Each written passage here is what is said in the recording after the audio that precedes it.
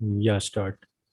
Bismillahirrahmanirrahim. Ayat number 114 to 121 we're going to be doing today. Starting with, and who is more unjust than the one who forbids in the places of worship of Allah that his name should be mentioned therein and strives for their ruin?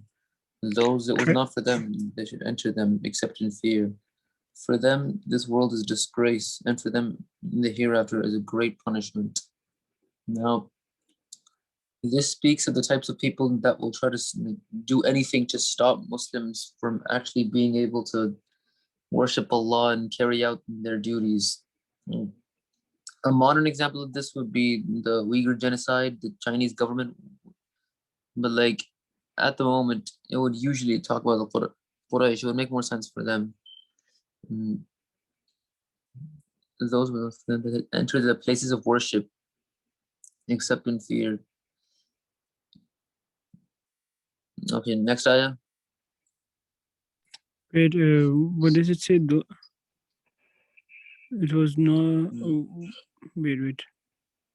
Those it was not for them that they should enter them except in fear. What does this mean? I didn't get Not this for them. one. Now, I think for the most part, it talks about those people stopping the Muslims, like, except really rarely let them actually go into the masjid. Except in fear. Like, I don't get what does it mean? I think it means that when you're entering a masjid or something, you should enter with taqwa. I think fear here might mean taqwa. Okay. Yeah. The fear of Allah. Taqwa makes more sense. Okay, ayat number 115. You scroll down. And to Allah belong the east and the west. So wherever you turn, there is the face of Allah. Indeed, Allah is all-encompassing, all-knowing. Now, it obviously speaks about like everything that you see within sight belonging to Allah and outside of that, basically the entire universe just being in His grasp. And there's the face of Allah. The face of Allah actually, it's not a conceivable concept of a face that we're used to, but like it's something completely different because it's like a part of Allah, so it's actually impossible to understand. Now, the face of Allah is something like a lot of Muslims seek, like should seek, and Allah will show it to them right after all of the Muslims are put into heaven and all of the wrongdoers are put to hell, and then He will show them the face, His own face, or the concept of a face that He has, and then there will be, actually, I think I've heard somewhere that somebody will call out like if there's something more than the heavens, and people would say what more could satisfy them, and then Allah would show them their face, and then they would be like infinitely happy. Okay, ayat number 116, and they say Allah has... That ayah is also talking about the Qibla, like the face of Allah, like the direction for prayer. Wait. I think when the Qibla changed from Masjidul Aqsa to the Kaaba, the Jews said that. Pretty sure it was a different. The Jews criticized that. They said, "Why did the Qibla change?" So I think this ayah is revealed in reply to that. So to Allah belongs the east and the west means all directions are Allah's. It doesn't matter where He wants. So does that mean we can pray in any direction? No. Yeah, that would make more sense. I'm pretty sure this was a different ayah that was released at the time. Just released. Yeah, this might not be the one because it says. I think this means that Allah this indicates it's something similar to that. Does not indicate we should pray at one direction. Yeah, I'm pretty sure it's not this ayah. It's like, so wherever you are, turn your faces, something like that. Okay, next ayah. Let me just reloading. Okay. And they say Allah has taken unto Himself a son, be He glorified, but to Him belongs whatever is in the heavens and the earth. All surrender with obedience to Him. Moment, if you can try to read the Arabic with it. Okay. وقالوا اتخذ الله ولدا سبحانه بل له ما في السماوات والأرض كل له قانتون. Oh my God, my Arabic is so rusty and terrible. It's all right. You'll improve if you read it. Okay. And now read Allah it has in taken English. onto himself a son. Billah, this is obviously this is like a view of some of the Christian, like most of the Christians, and to some degree the Jews as well, on occasion. But like obviously we know that this is not true. That Allah is beyond having any sorts of familial relations. I mean, like if in order to have a child, you're going to need to be able to have a spouse. But like, yeah, you can't have two gods at the same time. Obviously, there's going to be arguments if they have equal power.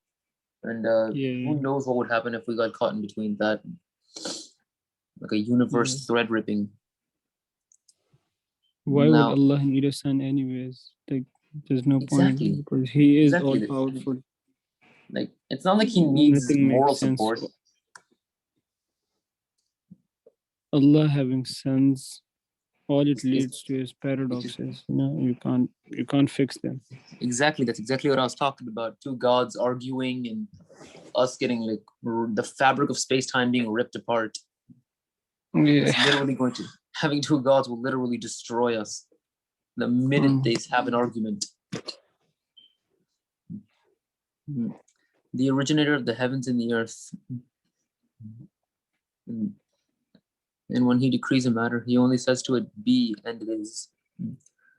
بديع السماوات والأرض وإذا قضى أمرا فإنما يقول له كن فيكون. Now, this actually describes his, I guess you could say, technique of creation. Like all he would do is say be, and it would just exist. It's like to anything that He intends to create at the time. I think a similar case also happened with Adam alayhi salam. He just told the like the collections of mud to be, and then there you go, you have a human being. Just scroll down, Shwak. मैं अल्लामा इकबाल का coat बीच में एक बोल लूं.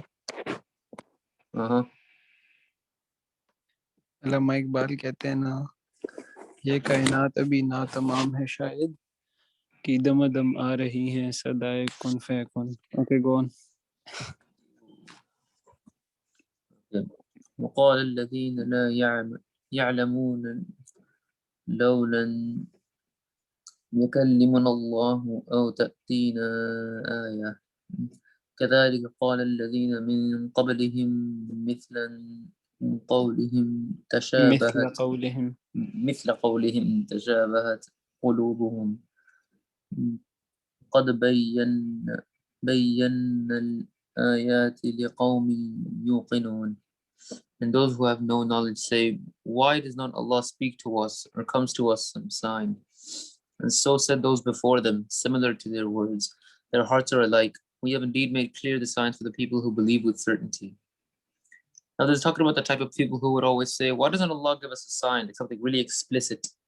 And it's easily comparing them to the history would keep repeating itself of people just asking them, why would Allah not show us something that this explicit? History would repeat itself, and Allah could easily tell them that. But then there's a subtle sign. Like Bani Israel, Allah showed them things which were explicit, but they still did not believe. Yeah, total. There was like a dozen times over that they would ask. The entirety of the Bani Israel, at least. And all their hearts would basically be the same. But then they asked for explicit signs, but there were always going to be implicit. There were always going to be those subtle signs, like the perfection of the Quran. And like the words of Allah, they would have no contradictions to each other. Heck, to some degree, actually, I was watching the video like just last night. It showed that somewhere in the Quran and the Bible, it was talking about a person. I forgot his name, but in the Bible it says he was an advisor to the king of Persia, and then the Quran said he was a construction worker, like he had something to do with construction in Egypt. And yeah, in the Quran, actually I forgot the ayah, but it was there somewhere. But then like in the modern day somewhere, like in 21st century, maybe 20th in most degrees. It was actually revealed that this man in hieroglyphics, this was in hieroglyphics, like inscribed by the ancient Egyptians themselves. It actually showed that this guy was actually an Egyptian like, stone worker. So the Quran was right, actually. It's actually amazing. The subtle signs, like if you have the certainty, then you can easily have the power to believe the subtle signs. Okay, next ayah. Certainly we have. To Bani Israel, Allah gave his signs. Those weren't subtle signs. Those were like Exactly, very big signs. But they were given they like didn't want incredibly to. explicit signs. The They didn't parting of want the to believe. They wanted to just see Allah and speak to him. Only then they They said just they wanted a good show. It's actually kind of sad. Certainly we have sent you with the truth as a bringer of good tidings and a warner, and you will not be asked about the companions of hellfire. Now this ayat is targeted towards the Prophet ﷺ specifically, as it would describe what his purpose is towards the people of the earth. Like he was only supposed to like try to warn them and give them good tidings. At one point, he was asked to curse the infidels, but he said that he wasn't sent to curse people, but that he was sent as a mercy to all mankind. And that hadith actually complements this ayah as well. And you will not be asked about the companions of hellfire. So, like the people he couldn't like successfully convert, he wouldn't be asked about them. Like for example, his uncle Abu Talib on the day of Qiyamah. And the Jews will never be pleased with you, nor the Christians, until you follow their religion. Wait a moment. Talking God, about okay. Abu Talib, we cannot for sure say about Abu Talib that he'll be in hellfire, right? no, Or is it no.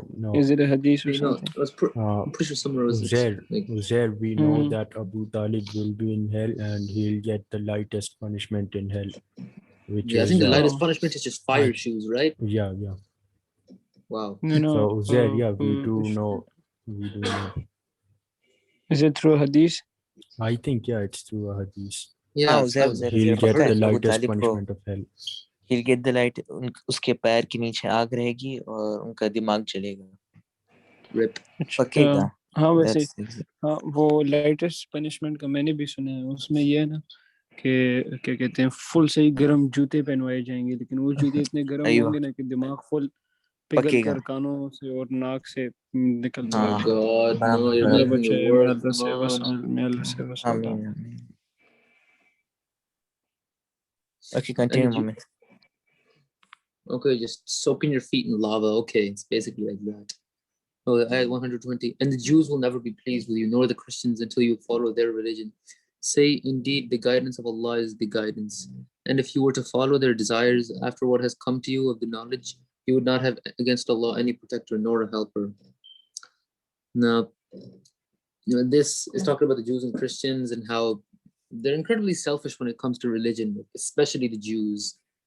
Like they're racist to the point where like they will only accept a human being that will say that their religion is correct.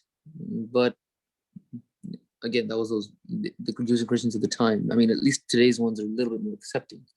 So indeed, the guidance of Allah is the only guidance. Like this is actually telling the Prophet in a form of like a script to tell them. It's actually telling him what to say to the Jews and Christians. If you were to follow their desires after what has come to you, the knowledge, then you would honor and protect her. It's actually warning the Prophet not to go to the Jews and Christians' beliefs and like stick to Islam. Reject the old religions, return to Islam. Like, and if we would do that, then Allah would like become like against him, and he would not have any defense against the wrath of Allah. It's actually warning him. Like, it's actually kind of surprising, even though he's the most perfect human being on earth, and it's still trying to warn him not to go there, even though it's basically guaranteed that he won't go there. I'm pretty sure next ayah is the last one for me. Yeah, it looks like the last one. Those to whom we have given the book, they recite it with a true recital. And those believe in it, and whoever disbelieves in it, then such are those who are the losers. الذين آتيناهم الكتاب واتلونه حقا يتلونه. يتلونه حقا تلاوته أولئك يؤمنون به ومن يكفر به فأولئك هم الخاسرون. Now, those who have been given the book, they recite it with its true recital. Now, this is talking about the perfect script of the Quran and how it hasn't been changed and never will be changed, because look at 1400 years, not a single dot has been altered. Those believe in it. Whoever disbelieves in it, then such are those who are the losers. Anybody who rejects the Quran is, again, simply just going to basically lose around in this world, and the punishment will be hell.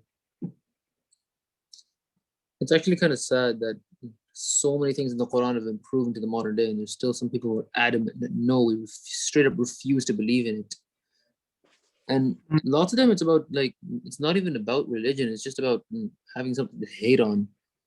But like the people who genuinely believe that their religion is perfect and that all other religions are like, horrible, it's actually kind of shocking how they still believe it. They're just living in a world of their own. They refuse to face facts at this point. I don't think anyone who has read and understood the Quran properly I is know, going to read any non-Muslim. like, unless they're incredibly. Whoever has with the intention of reaching the truth, you know, they have reached the truth and they have accepted Islam. Yeah, learn so much they converted. Usually what non-Muslims do is that they read the Quran in order to find, you know, mistakes and all, to find excuses not to believe in it. And they don't even look at the background. You remember that like Egyptian stoneworker I was talking about? Yeah, there's still going to be people that refuse to believe it after that. The proof was in the hieroglyphics, people. There was one more thing about Fir'aun or something, I don't know. The wordings used in Quran, they were so accurate. The same thing Bible talks about it too, but then Bible wasn't accurate. The Bible isn't even the Bible. It's just random people writing random things. Moment. Injil is a book of Allah. It's not random people writing random No, things. I know that's the gospel. Injil is the book. I know exactly what I said. People added Not- stuff, but like, you still Exactly. believe After the in it. excessive addings, deletions, and alterations, it become the Maybe- Bible. If Yeah, it was like original in its pure form, it would have been called the gospel. Also, it's not The Bible's actually a completely changed. combination of the Old and New Testament. The Bible's actually a mixture of Torah and Injil, And Zabur as the well. corrupted versions. You know, Bible is a collective name for Injil, Torah, and Zabur. By the way, Zabur was involved. the Zabur still It's exists? divided into the Old Um, Testament The and New Zabur Testament. is Psalms. Wait, Uzair. What? Does Psalms. the Zabur still exist? Like in a book form or something? Or is it like, It exists? No way. yeah, no, it's called Psalms. Yeah. I don't even know if that's how it's pronounced. I doubt it, but still. It's called Psalms. That sounds Psalms. okay. Perfect. Thanks. Okay, thanks.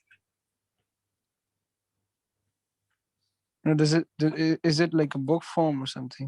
It's a part of the Bible. You know, when you say Bible, you refer to Injil, Torah, and Psalms together, which is Zabur. So, like, yeah, you can call it, you can say it is in a book form.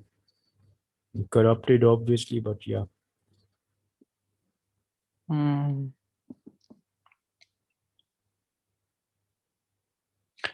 And why would you take, I don't know. Moment, were you there when we, Ishfaq, you recording stop कर सकते हैं? Recording कर ले stop.